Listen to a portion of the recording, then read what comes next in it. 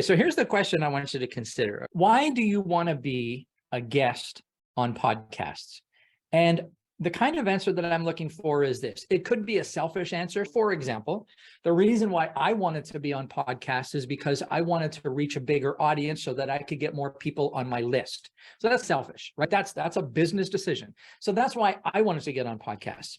Another reason might be because it might be altruistic. I've got a message that I want to share with this world and more people need to hear my message. That might be it. So I want you to think about that. Rob, why do you want to be on podcasts? For me, I want to provide value by offering something new and exciting. Create something new and exciting. Good. Love it. Excellent. Jamie, why do you want to be on more podcasts? Yeah, I'd love to teach and educate, and podcasts will allow me to reach a larger audience as opposed to just one-to-ones.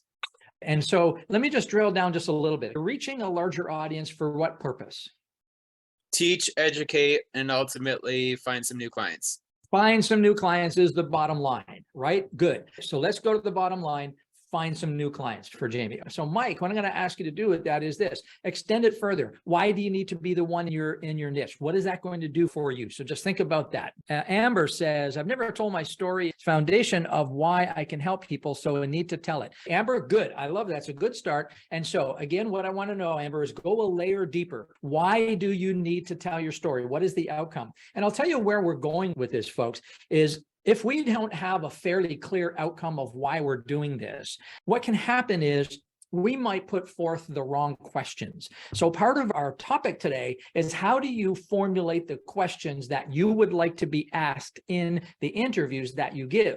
The exercise that I did is I figured out, why am I even doing this? So if I want a wider audience who, fine, but what do I really want at the end? Why am I actually doing this? And then I decided, you know what? It's to increase my list. That's why I'm doing it.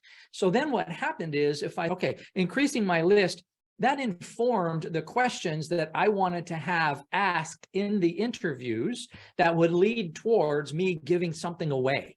It's a strategic way to list the questions that you want to have asked. Catherine says, sharing my message that no one needs to suffer in silence and mental health challenges.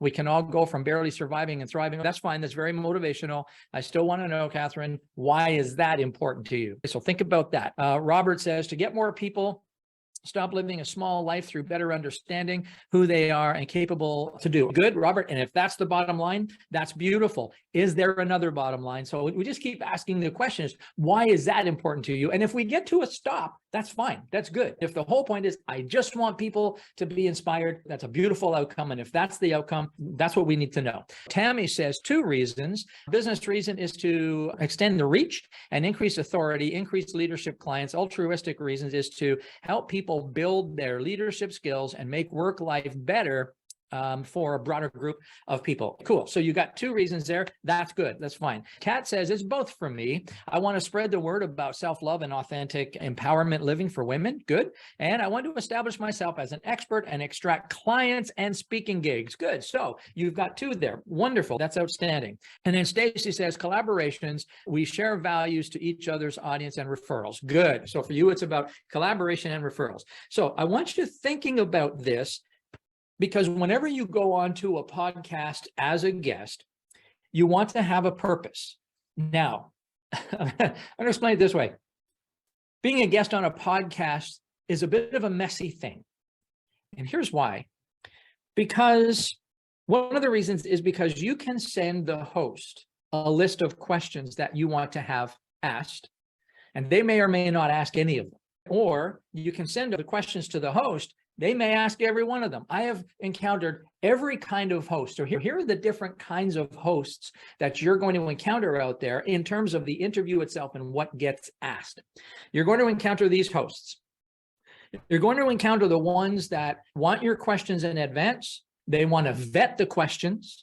They might come back to you with suggestions about the questions, and they'll do all of this pre-approach work so that by the time you sit down with them on the podcast, the questions are clearly defined, and those are the questions that they're going to ask. Now, those are the easiest podcasts to be a guest on, because you'll know the questions in advance, you'll know the order of the questions in advance, and so you can pre-prepare your answers in advance, which I think is something you really need to be prepared to do. So I have that. I'm prepared to do that. But I would say that probably 80% of the time or more, that's not the way it rolls out. But there are those hosts out there. The other kind of host that you're going to encounter is going to be this. Send me the questions and I'll pick and choose as we go. So some podcast hosts will want the questions in advance. They probably won't even read them. They might not. They might pop up on the screen and it's the first time they've seen them. And so they'll just pick the questions that they feel comfortable asking at the time. And you need to be able to answer them as they come up. So you're going to encounter that. You're going to encounter podcast hosts that say, send me your questions, and they will never read them and they will never ask them and they will never actually see them. And so they will come on and they'll say, you know what, I like to be organic in the flow. I've read a little bit about you, read your bio, or they might say, I have never seen your bio. I haven't had time to look at it. Tell me a little bit about yourself. And you tell them a little bit. They're going to take notes and that's going to be your intro. And then they're just going to start asking questions. So that's a possibility. Then you're going to get these. And I get these. I seem to get these more often. These are what it sounds like. I'll get there and they'll go, this is my 4th podcast today. And so what's your name? You're Steve Lowell. Got it. And what do you do? Got it. And how do you want me to introduce you? Got it. And so we're just going to go organic. I'm just going to ask questions and see how it goes. And that happens more often than not. So the reason you need to be prepared for all of these distinctions is because if for whatever reason the interview is not going to go the way you planned it, you need to be prepared to be flexible enough to take it in an organic direction. And you do that by knowing how to answer the questions in a way that logically leads to the next question that you want to have asked. And you'll get good at this as you go. My favorite kind of podcasts to be on are those organic ones. And I'll tell you why. It's because I seem to have more fun with the organic approach, and we laugh more, and we just seem to have a much lighter time with it. But if you're somebody who is more structured, if a high C in the DISC model, for example, what I recommend you do, if you want to have a very structured approach, I recommend when you book the podcast, when you book the interview, make sure the host knows, and you say, please ask me these questions in this order. If it's really important to you, and it may be, you want to make sure that's important. And then sometimes it's your job to follow up with the podcast host in advance, send them some emails and say, just a reminder, here are my questions, here's my introduction, or here is my bio. Please ask these questions in this order and make sure that you control that flow. Now, here's another way that I've had to do it, because sometimes what happens is if I get on a podcast, sometimes I have a specific agenda. I've got a specific thing I want to give away or a specific event I want to promote, something like that. So what I will do is I'll ask a question, I'll answer the question, and then I'll say this. And another question that is often asked of me is, so you can write those words down if you want, and you make it part of your answer. And another question that's often asked of me is this, and you put in the question that you want to have asked. So one of the skills you want to develop as a podcast guest is making sure that you have a mechanism to control the direction of the interview. And you do that by knowing your answers so well that you can answer the questions in a way that generates the next one. And most podcast hosts will follow through with that.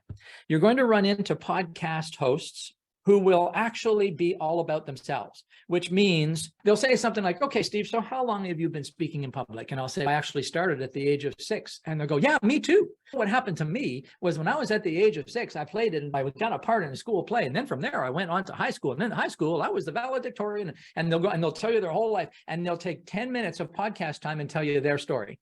And then the next question, there might be something, so tell me about this. And you'll give your answer and they'll go, yeah, I've been doing that forever. I've been teaching my people that same thing. And you and I are a lot the same. We think the same way. And they'll go on and on. And sometimes they'll make the entire interview about them. And so those, you just have to play along. You just gotta have to play along and let it go. So you need to be able to expect that. Another thing you need to be able to expect is that 99% of podcasts are now on video. And so if you're going to do a podcast interview, prepare to be videotaped because they almost all go to YouTube. And so they will record them and then they will publish them. And on iTunes or whatever, there will be the audio, but many of them post on social the video, and many of them post the interview on YouTube. So whenever you do a podcast, make sure you're prepared for video. So these are a couple of things that I want you to be prepared for. You also need to be prepared for this. Almost every podcast that you go to is going to ask you to promote it. They're going to ask you to share it on your social media. They may ask you to share it on your list. If you have something to sell, some of them are going to ask for an affiliate link so that they can monetize with you. But every single podcast that I've ever been on has asked me to share it on social media. Usually I do. If I don't particularly like the way it went, then I don't. So I asked you a few minutes ago about why do you want to do this? And you've got a reason there. Now I want you to think about this. What is the most important question that you would want to have asked that is going to help you achieve that outcome? And this is what I did. There's one question that I like to get asked at every single podcast. The point is, the question that you must have asked, and there may be many, but one of them is going to lead you to the call to action that is going to get you closest to the outcome. So I have a gift, and depending on the podcast, it determines what gift I give, but I have different things. So my purpose in being a podcast guest is to elevate my list, to get more people on my list. A question that I need to have asked is, what do you have for our audience today? And so when I do a podcast interview, I always talk to the host in advance and I give them those words. I say, you can use your own if you want, but just make sure that at the end, you ask me, what do I have as a gift for your audience today? And then it puts me in the call to action piece. So you know what your outcome is, and now you know what one of the questions is, and it should be somewhere probably near the end. I want you to start thinking about your signature message, your signature talk, the information that you want to share with this world. And we're going to come up with some questions for you that would be important for you to share on a podcast. But I want them formed around your key message, not around you personally. So every podcast host is going to ask you about your background. They're going to ask you what you do. They're going to ask you all of those things, right? But I want you to think about this. If you could design this yourself, what is the first question that you would want to have asked that would bring the interview into your content? Robert is the guy who helps them create luxury brands, right? So here's his question. How do you help create a luxury experience when you're not a luxury brand? This is not a bad question. You can ask this question and you're going to be fine with this question, but I want you to be aware of this piece. This is a sales question. This is a question where you are, if I'm the podcast host, you're asking me to put you in a position now where I say, tell me what you do. How do you do that? And this isn't a bad thing. It's not a bad thing. The only thing you want to be aware of is now it's a sales pitch, and your audience is going to recognize that this question is really not about them. This question is about you, Robert. And again, I want to reiterate, this is not a mistake.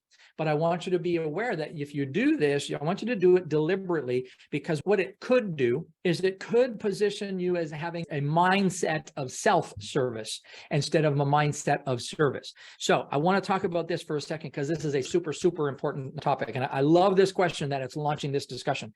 So when you get on to a podcast as a guest, it's the same as getting on a stage. In fact, it's exactly the same as getting on a stage. If you want to get the best results, you need to be in a mindset and a position of service to your audience, not in a mindset and a position of business and self-service. Yes, you're on the podcast partially or even entirely for self-serving reasons. I'm not ashamed to admit that. I go on podcasts because I want to build my list. And I want to build connections. I want to get business. I want to do all those things. That's self-serving to me. But when I get on the podcast, my mindset, and I do this deliberately every single time, my mindset is one of service. My job is to be of service to that audience. So if the questions are about me, then it positions me as being in self-service. So again, I want to make sure you're clear. This is not an error. but I want you to be aware that this could be the perception. What's your purpose of that question, Stacy? This question is, how many of you feel like your life is on autopilot? What's the purpose of that question? I think that for me, executive women have a lot of stressors and we just ignore our aches and pains, what we want from our future, and just get up and do the same thing every day. Fine. So let's role play. Stacy, it's my podcast. You're the guest. And it goes like this. Hey, everybody, welcome to the podcast. Glad to have you today. Today, we have a very special guest, Stacy Lucas. And so, Stacy, how many of you feel like your life is on autopilot? Yeah, I see what you mean. You see the problem? All Oh. right. That's the problem, right? When you're on a podcast, you have absolutely no access to the audience. Yeah. All right. So I love that you did this because this is an important thing. Understand, when you're on a podcast, you have absolutely no access to the audience because 99, maybe 100% of podcasts are pre-recorded, published, and released later. And so when you're doing a podcast, you can't see the audience. You can't ask them questions. You can't get them to respond. You have no access. So Stacy, that question now is, how many of you feel like your life is on autopilot? How can you rephrase that question? So as the podcast host, I ask you the question and it brings you into the content. I love these two examples because this is how strategic we want to be if we want to be effective as a podcast guest. Tammy says, what is executive presence and why do leaders need it? Beautiful. Give me a definition and tell me why it exists. Good opening question. I like it. Good. Catherine says, what's the one simple action anyone can take right now to improve their mental health from your resiliency roadmap? Yes. If this is the opening question, what you're doing here, Catherine, is you're promoting your resiliency roadmap. I can see that. And I'm not particularly intelligent. So most people are going to see she's promoting her resiliency roadmap. So what I want you to do, Catherine, is think about this. Your point is the one simple action. So here's the thing. It's a really good example. And there's a subtle thing here I want you to get with this. What's the one thing? The question is, what's the one simple action that anyone can take? If that is the first question of the interview, it's going to be too early because you need to establish premise first. It's the same as creating a signature talk. Generally, to get into the podcast, what you want to do is introduce a problem before you start introducing a solution. And so what you might do here, Catherine, is this. From this question, the challenge I'm seeing here, the problem is improve their mental health. It might be something about the issues with mental health. So Catherine, how do you see mental health affecting the workforce in your world? There, now you've opened up the door to the concept of mental health and the workforce. So understand this concept in a podcast interview, in a sales conversation, in a keynote talk, and whatever it is, you need to establish and make the problem important before you solve it.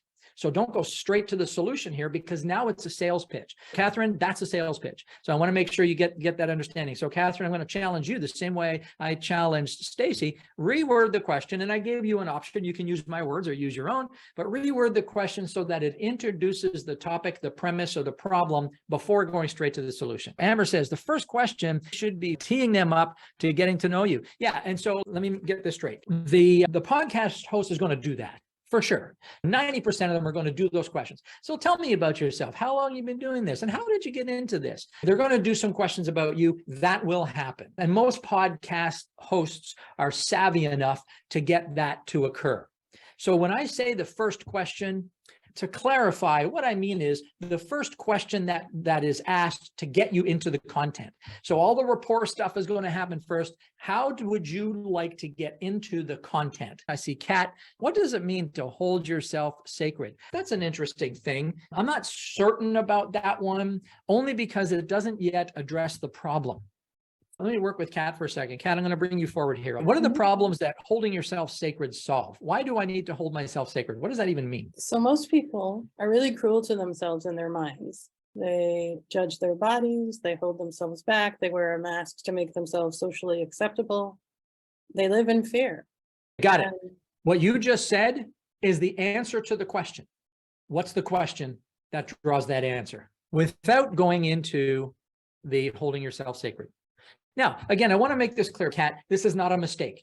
It's not an error. But what I would do, if this is the opening question, then I would put that as part of the introduction. So that if I'm the podcast host, it might sound something like this. It might sound, hey, everybody, welcome to the podcast. Glad to have you back this week. We have a great guest. Her name is Kat. Now, Kat is an expert in a very interesting topic, and she calls it holding yourself sacred. So let's find out what that means. So, Kat, why is it important for me to hold myself sacred? What does that even mean? So now it leads into that answer. So you could use this, and again, not a mistake, Kat. I just want you to be aware that what you're doing here is you need to introduce the concept first. And it could be as simple as how I just did it, or we could go to something like this. So I'm just going to ask you a question, Kat, outside of a role play here. So the question is, what is the big problem that you're solving here? The inability to live authentically. Now, everybody, I want you to pay attention to what I'm going to do with Kat. And so I want you to think about this. And this is what I want you to do with yourself. And I do this all the time when I did it when I was crafting my stuff. Kat, so the inability to live authentically, is that what you said? Yes.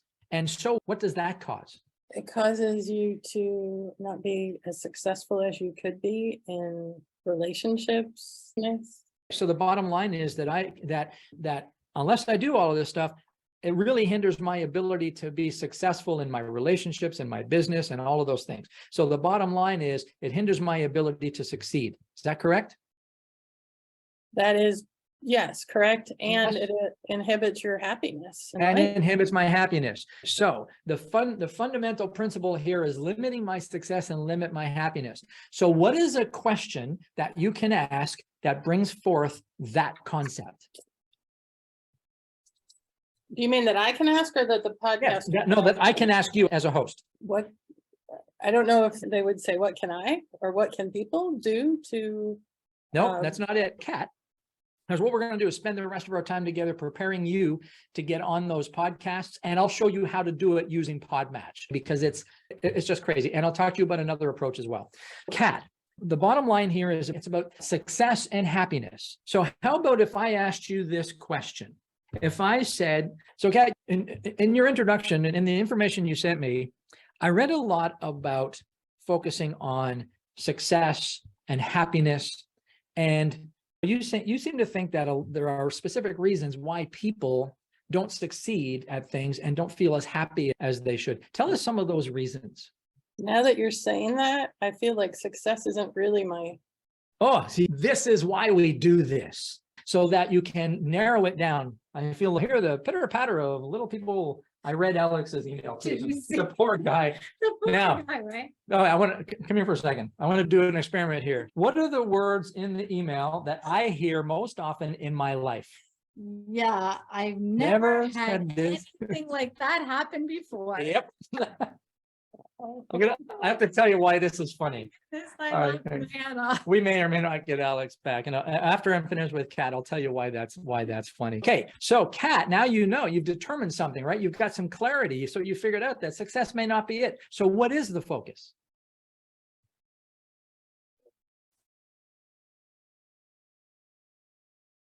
I want to say it's being in integrity with yourself.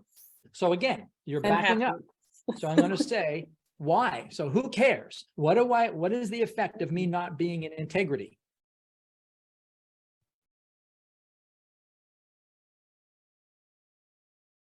That's a good question. It is. So I'm going to leave it with you, Kat. I want you to think about it. And here's why we do this, Kat, and everybody, is because we want your podcast interviews to be more than about you. We want the podcast interviews to be about them, about the audience. And so what are they thinking? What are they feeling? What's happening in their world? So let's just say with Kat, let's just say it's about happiness. The first question might be something like this. Kat, in your experience, in your life experience, how would you characterize the general state of happiness of people? That may be it, because you want to launch into the topic of happiness. So I'll give you one of my questions. I've got a whole bunch of different lists depending on the podcast because I'm doing it a little bit. But here's the first question that I like to get asked in order to go into the content. It's, Steve, how does an entrepreneur actually make money when they speak? Oh, that opens up a whole different things. And now I can take it in any different direction. That's one of the questions that I like to be asked. if I'm promoting a very specific thing. So I'll give you an example. I have this tool, and if you don't have this tool, you should grab it right now. What I do with this is I give this away, and this is what I want to give away at the end of my presentation. And so I want them to flash this up. And so the question I want that leads into this is going to be, what have you got to give away to our audience? I'm going to flash this. But to get to this, I need to have a specific direction.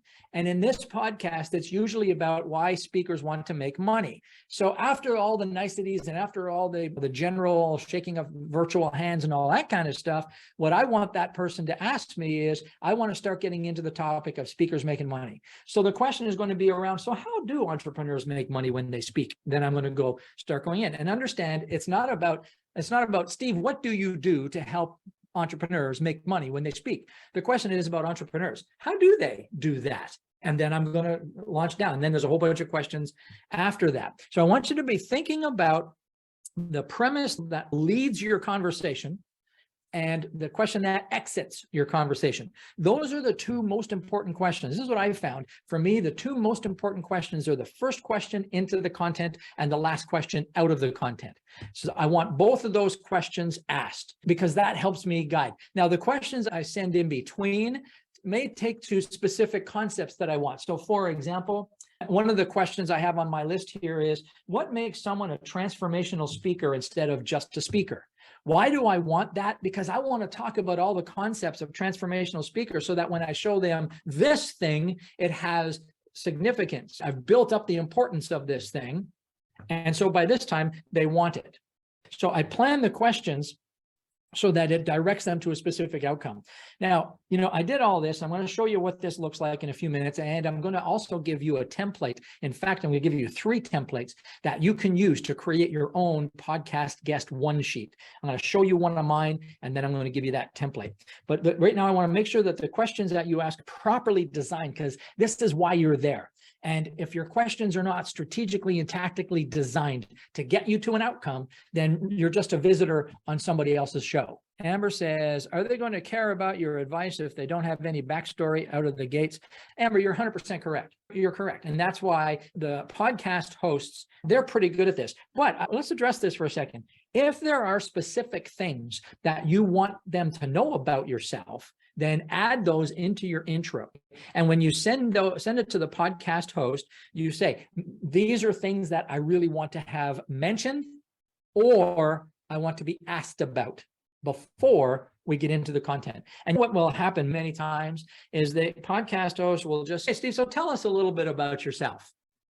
And now you have to know exactly what you want to say. So when I do these, there are certain key elements that I want the audience to know about me for this exact reason, Amber.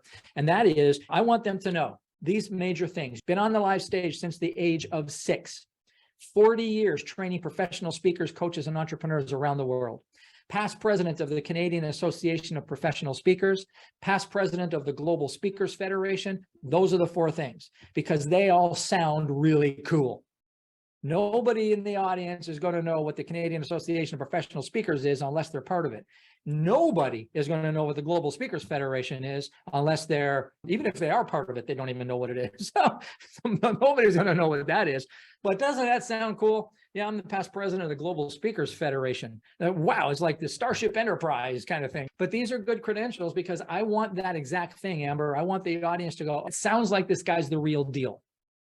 And that makes them open. And so in order to make them open to receive your advice, first, you're right. They need to know that stuff about you. Next, here's what they need. I'm going to give you 3 principles of sales. These are the 3 most important principles of any sales conversation. And make no mistake, a podcast interview is a sales conversation. There are 3 things that you want to accomplish. And these 3 things are not about getting them to sign up or making an offer. That's not what they're about. The 3 things are beliefs that you want to instill in the audience's mind. And I'll tell you something, folks, I know this is about podcasting, but if you don't get anything else out of this session, if you get just these 3 pieces, it will change your perspective if you use them. Here are the 3 things. You want your listening audience, your live audience, your virtual audience, any audience, you want them to do these 3 things. You want them to think, she gets me or he gets me. What that means is you want them to understand that you understand them. Without that, nothing else is going to happen. Your audience needs to figuratively or physically do this. They need to go, yep, that's me. I'm just like that. You get me. So they need that feeling. They need that belief that you get them. So that's number one. This is why we want to open up the interview with clarity around the problem you solve. Because if we go straight into the solution, there is nothing there that lets them say, you know what, you get me. So we go into the problem so that they go, yeah, I recognize that problem. This one gets me. So that's the first thing. The next thing that needs to happen is this. They need to feel safe. So they need to go, you know what, you get me, and I feel like you got my back. I feel safe with you. So what makes people feel safe?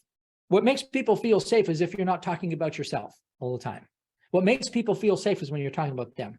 When you can speak about their problems, when you can speak about their condition, when you can change their thinking, when you can do something that makes them go, huh, I've never thought of it like that before. When you can shake their beliefs, rattle their paradigms, when you can reset their expectations, when you can cause them to consider the nature of their condition from a perspective they've never considered before, they go, I really believe this one. And now they feel safe. So they need to feel understood. They need to feel safe. Then the third thing is they need to feel like you can help them. And Amber, that's where your credentials come in. That's where you need them to feel real deal. This person is the real deal. So Amber, you're bang on. There's no reason for them to take their advice if they don't know who you are, don't know anything about you, for sure. And so this is why when you get into the podcast interview, one way to do it is to have all that stuff in your bio. Another way to do it is to bring it up in the answers. And so somebody might say, so tell us how all this came about. Here's where all this came about. I was the president of the Global Speakers Federation, which represented 17 professional speaker associations and almost 7,000 speakers around the world. And during that time, I learned these things. And so now there's credibility there. Personally, I like better to have it in my bio, in the intro, and have it right up front.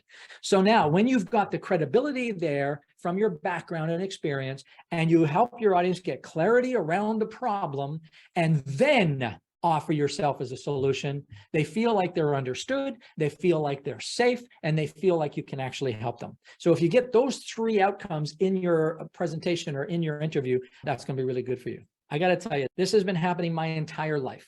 My whole life still happens today, and it happened today. When it has to do with technology, in my world, for some reason, and everybody's got all their theories, everybody I've talked to, all kinds of theories around why this happens, and they're probably all right, things just break for me, always. And the words I have heard the most in my life are, I've never seen this before, or I have never had this happen before. And I'll give you a couple of examples. And this has happened more than once. I would tell Jane, I said, you're not going to believe me. I'll have to lie to you because you'll never believe the truth. And the same thing happened in my previous life. I tell my previous partner, you're not going to believe me, but you will. And so now Jane believes me. So here's what would happen as an example. I'll go into a printer shop with a USB card with a document to print. I'll stick it in a printer, and every printer in the place, I kid you not, will go and close. And it's happened more than once. I'll go to a gas station, a self-service gas station. I'll put the money thing in, I'll do all the things, I'll pick up the nozzle, I'll put it in the car, I'll press go. The entire gas station will come down. I'll go into a bank, I'll walk up to the teller, and she'll say, can I help you? And I'll say, yes, I want to do this. She'll take my card, she'll put it in her machine, and the entire bank will come down. I work at Jackson, Michigan, back in 1999. I'm working at Consumers Energy as a consultant in Jackson, Michigan. I get on my computer, I open it up, the server collapses. This has been happening my whole life. And in every single case, the words I hear are, I've never seen this happen before. Happens with cash registers, happens with computers, it happens with iPads, it happens with phones, it happens with every kind of technology that you can imagine. I have broken it by my presence. And I know you're all going through your head why it's happening. Oh, it's the law of attraction, it's an energetic field, it's a spiritual thing, and it may be all of those things. We've never really been able to identify the problem. But I'll tell you, I've spoken to a lot of non-believers over the years who are believers now, because all they did is go out for lunch with me and, and see how stuff breaks. I want to get to how you actually get booked on podcasts. So here's my hope for you at this point is that, first of all, you know what your desired outcome is. Why are you actually even doing this? That's number one. The second thing is, you know what the last question is. This is the most important question to make sure that you get that outcome. And you know what the first question is, the first going into your content, the content introducing question. Give some thought to that. How is it going to introduce the content, not necessarily introduce your solution? And so you want that question. And then anything that you want to use to build rapport, have it in the introduction, or make sure that the host is going to ask you those questions. The intermediate questions are the ones where you can navigate to where you want to go. Tammy, first question and last question. You got it? I think so. They're draft, but I would go with the first question, which is, what is executive presence and why do leaders need this? And then the final question would be, how can our listeners learn more about their own levels of executive presence? Good. And what is your call to action? What are you doing after that? Yeah, is to go to the link in the description, which will provide them a free self-assessment questionnaire. It's my own idea. Beautiful. Excellent. Good. Now you got a specific call to action, specific question leading to the call to action, and a good question opening up the content. Anything you put between there, of course, is valid. And if there are specific questions that you must have asked, then put them in between there and let the host know. But at least those two questions are going to launch the content, and you've got a question launching the CTA. Good. Good Thank for you. Jamie, what have you got? First question and last question. First question is, what do business owners struggle with the most when it comes to financial planning? There's nothing wrong with that. That's a great question. Okay, Good. And last And question. the last question is, how can our listeners start to build their own legacy insights? Good. And what have you got for that? That's where book a complimentary review with me to get started. Okay. Outstanding. Well done. What have you got, Amber? Yeah, the first one is, why do you believe anything is possible? And then the last one is, how can we be part of changing our world? Why do you believe anything is possible? I actually like that question, presuming that the introduction is going to lead up to that concept, right? Yeah. So it would be like, hey, everybody, Steve Lowell here. Welcome to the podcast. Glad to have you today. On our next episode today, we're going to talk about Amber. And Amber is an interesting person because Amber believes that anything is possible. So Amber, my first question is, why do you believe that anything is possible? So that works. Yeah. And now you have an answer, right? Which you're chomping at the bit to share. So that works. And again, sorry, tell me what the closing question is, the last question.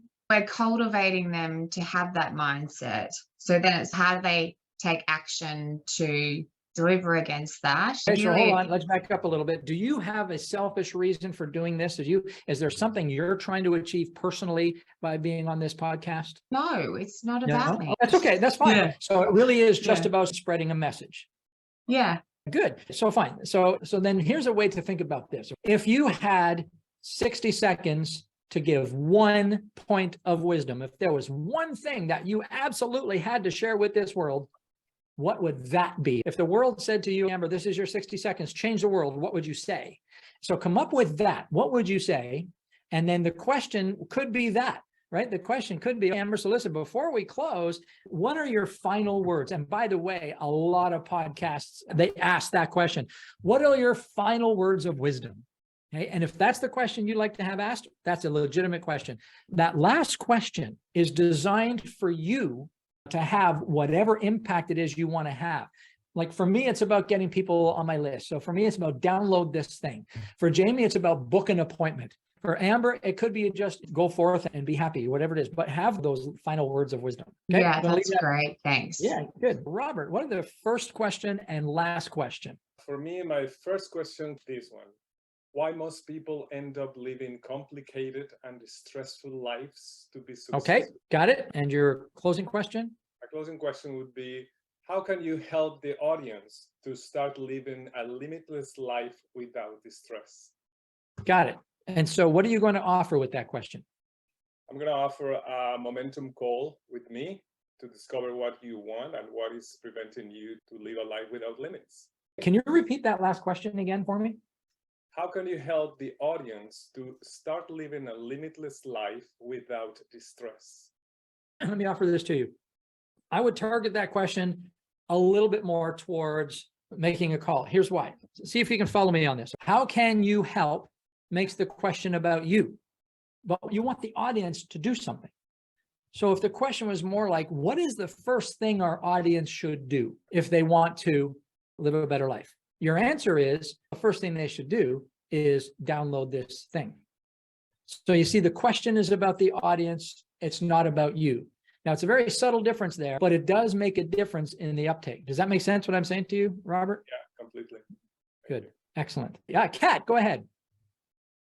I just wondered which is the better of these two opening questions. Either why do women tend to be so self-critical is the first, or what do you think holds most women back from living the life of their dreams? Either of those. Now, Either? actually, let's talk about that. I actually like the second one better because Okay. the first one seems to be very specific. And again, it's not a bad question. If it opens the conversation, then that's good. So give me the first question again. Why do women tend to be so self-critical? Now, what could happen here, and I'm not saying it would happen, but it could be people in the audience might say, I don't think most women are self-critical. What's the second question? What do you think holds most women back from living the life of their dreams? Yes. See, now here's why I like that question better, because it starts off with, what do you think? Which it kind of, you might say that makes the question about Kat, but it's not a sales question. It's not about Kat. How do you help people live the life of how does your system work? How does your process work? So what do you think is the problem? That's the question, right? I like that second question better. Thank you. Got it? Yeah. Yeah. Tammy says the first question seems judgy. Yeah, that's a good word for that. My hope for you is that you're going to take this seriously before you start booking some podcasts. And I'm going to challenge you in a few minutes to get a podcast booked like this week. I know that's close, but I'm going to show you how to do that. But before you do a podcast, make sure you spend some time on these questions. I want to talk about how you actually get booked onto a podcast. I'm going to put a link in the chat window here. Now, just to be open with you, open and transparent, this is an affiliate link for PodMatch. Now, PodMatch does have a free version, I believe. You can open this up, and I'm going to show you what it looks like. This is my PodMatch dashboard coming up. So this is what PodMatch kind of looks like. I'm not going to walk you through all of the details of PodMatch. That's not what I'm going to do. You can go and poke around and you can play.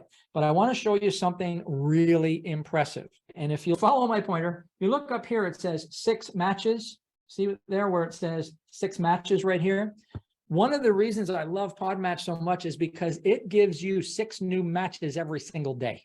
So what that means is every day, there are 6 matches in here of podcasts where the podcast description matches your profile.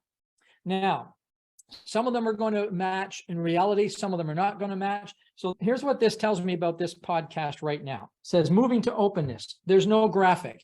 Right away, that tells me I'm not sure how credible this podcast is. And podcast hosts are going to do the same thing to you.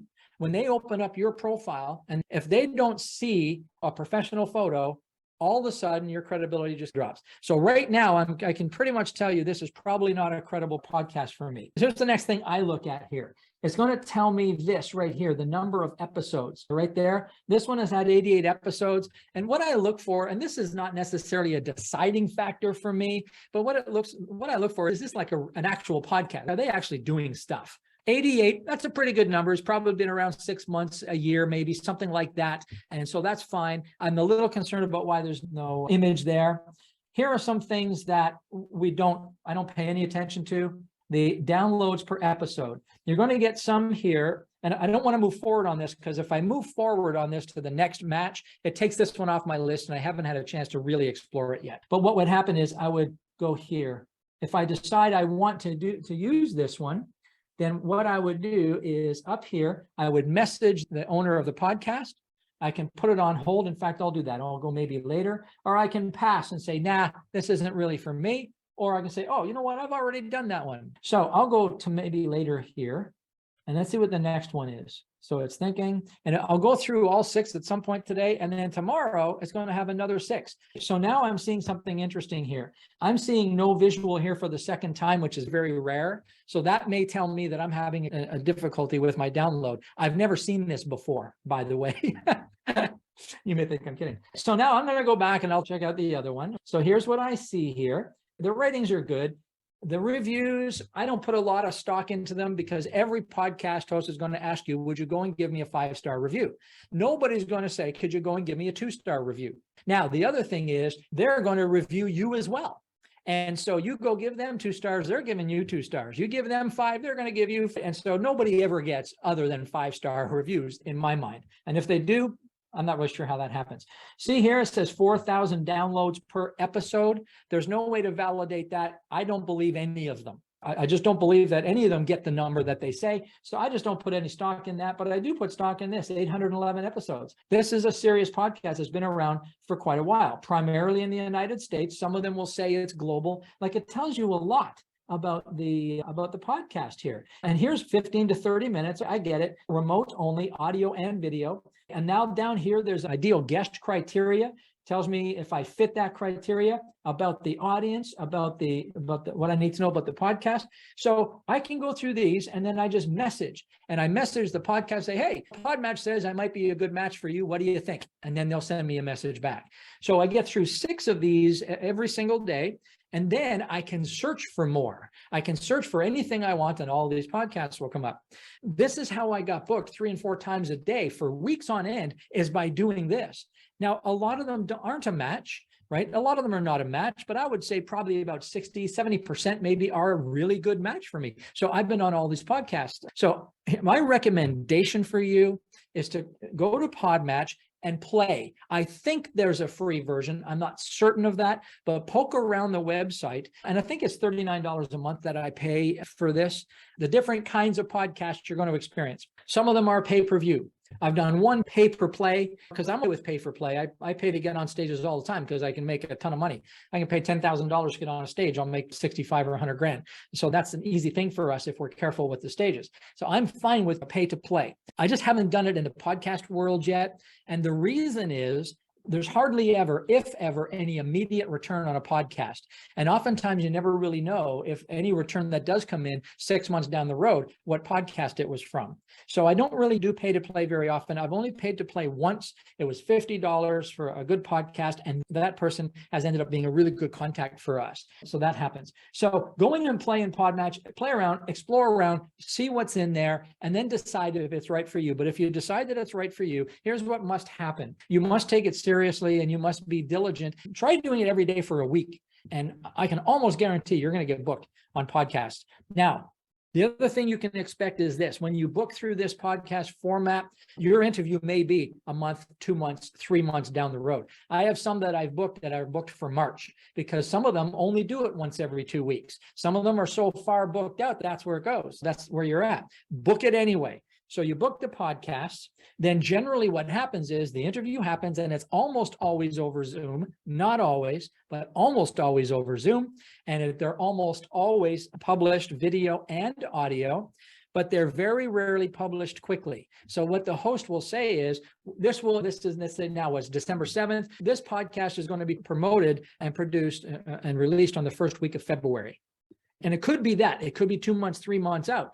And then usually what they'll do is you're going to get notices from the podcast. Hey, here's a link to your podcast. This is when it's going to be promoted or be released. Go to iTunes, give it a 5-star review, promote it on social media, promote it to your list. Everybody wants to be promoted, which makes sense because they're trying to build their audiences too, right? So they use the speakers to try and build their audience, which I totally approve of. And I do support that. And most of the time I promote the podcast, and especially the really good ones. Some of them are not so great.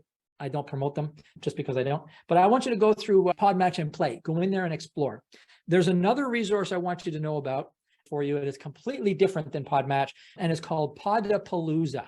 Here's the way Podapalooza works. They do this about every month, every 2 months. I pay to play. I pay to speak on Podapalooza because I get a lot of downloads. I don't pay a lot of money. I pay usually, I get about 20 minutes, I think, and I do my shtick, my stuff, and then I end up going to this piece here and people download it and I can increase my list with it. So I do that.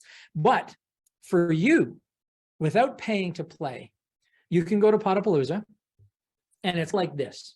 It's a summit, right? It's about 100-ish people on there, maybe more. Everybody is either a podcast host and or a podcast guest. But here's what happens, and I thought this was really cool, and this worked really well for me, is they have some podcast hosts who are off in breakout rooms during the whole day, And all these podcast hosts do is interview. And if you want to be interviewed, then you can arrange to be interviewed by as many of those podcast hosts that will take you.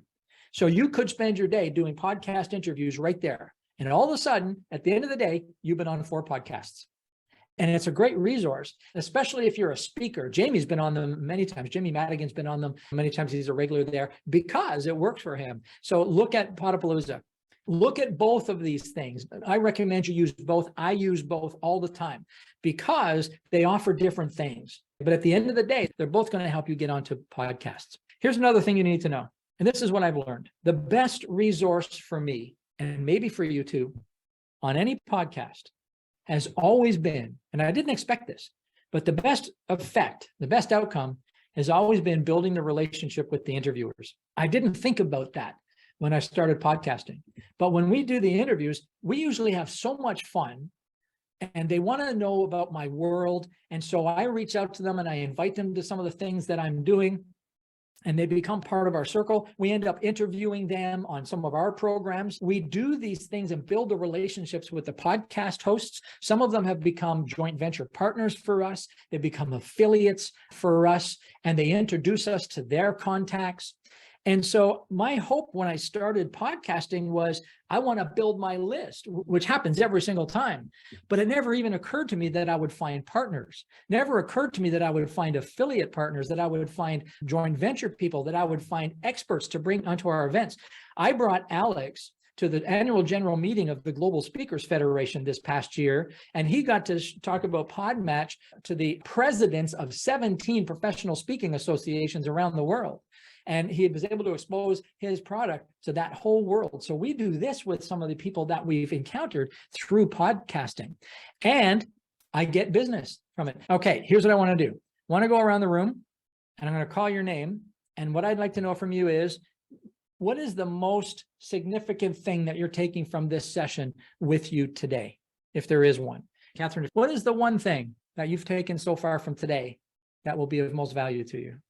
Get your first and last question nailed down, and the rest of it can flow in between. Yeah, good. Excellent. Jessica. I came here because I'm launching my own podcast in January. And so I really appreciated this to really see like, how can I best serve the interviewees coming on my podcast? And then of course, I would love to be interviewed on someone else's podcast so we can do a trade that way. So this has been super valuable for me to really just see the 3 blocks, the rapport building, and so it'll help me shape the questions. Good. Excellent. Thank you for being here, Jessica. I appreciate it. Pat, did you grab anything today that's been of value for you? Yes, I'm looking forward to listening to the recording, but I think the first and last question also, that was new for me. So thank you. Good. Excellent. Ninja Mike. Be prepared and keep in mind that there is no audience, and then just go back to the questions and answers to make sure that they are serving and not selling. Yes. Excellent. Good for you. I have had this happen where we do a pre-interview. I don't do a podcast, but we're pre-interviewing somebody for something and they will say, just go to the chat window and type this in the chat window. And there is no chat window. There's no people on the other end of this thing. So just be careful of that. Donald Carr, one thing today that's been of most value to you. I gather the understanding of the first question and the last question to frame the content, and also the difference between service and self-service in the sake of the audience. Wonderful. Beautiful. Hey, Donald, if those are the only 2 things you take out of this whole session, that is tremendous value. Good for you. Well done. Jamie Madigan, what's been good for you today?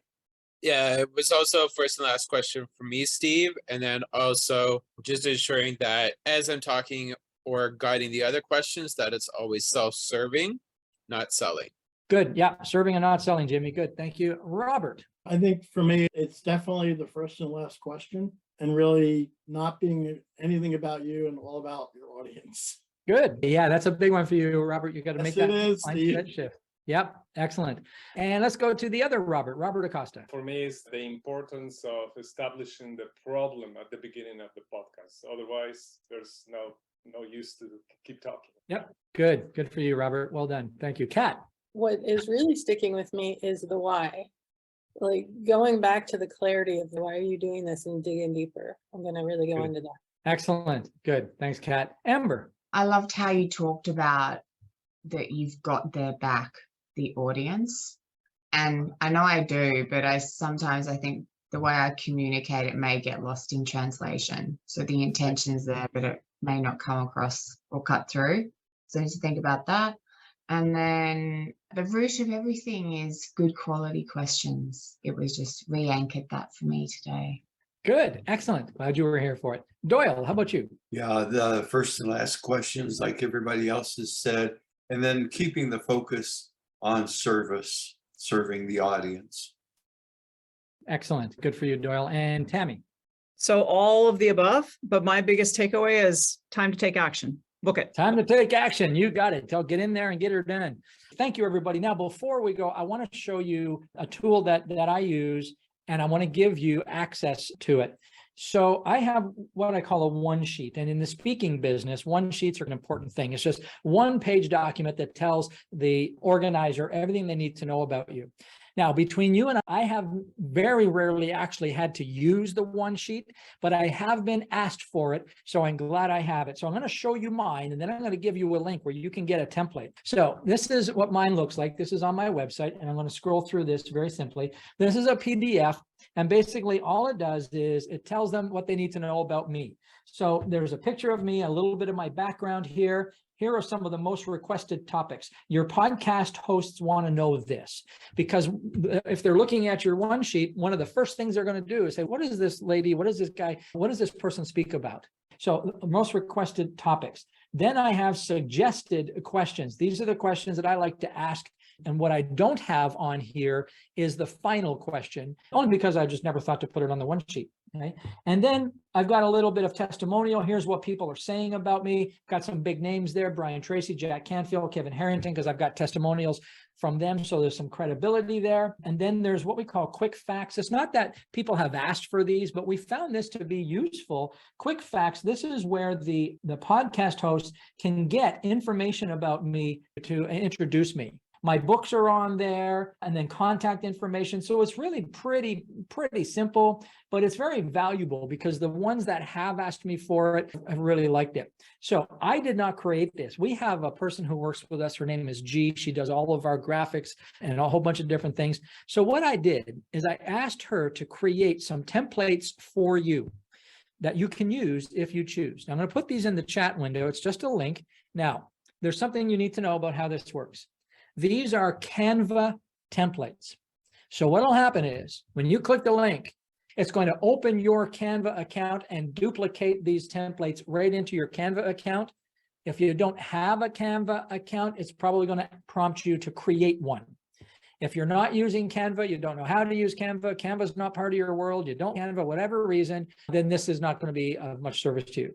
But Canva is a very powerful tool for creating these kinds of graphics. There are 3 different templates in there that you can use to create your own podcast one sheet. And what you do is when you go into PodMatch, you're going to have to fill out all the stuff in there anyway, but you can attach the one sheet and you can also send it to podcast hosts. It's a very valuable tool to have at your disposal. And that's our gift to you. That's a wrap, everybody. Thanks very much. Have a great rest of your day.